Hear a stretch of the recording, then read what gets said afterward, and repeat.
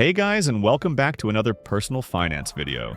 I'm sure you will learn something here, and if you like it, please give it thumbs up. We will be looking at a very similar scenario again, as in the last couple of videos of this Investing 101 series.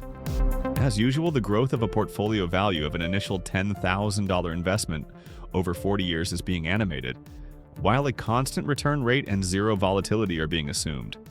To reduce the complexity of this topic further, and to create an easy example for the compound interest effect, the usually inevitable influence of inflation and taxes are also not being considered. 0.1% is the annual return rate that was assumed for the calculation of the future value of the investment and to create this line chart. Such a minuscule average profit is the typical interest rate major banks offer on their checking and even on their savings accounts. As expected, you will see in this video that the initially invested value didn't really move even over the course of 4 decades.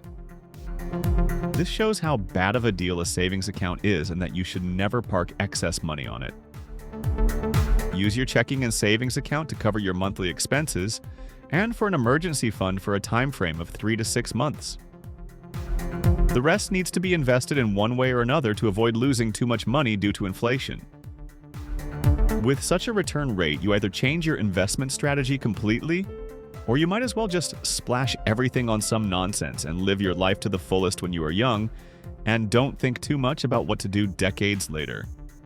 Which might sound fun, not too bad right now even to me, to be honest, but it would be detrimental for the future you and his well-being.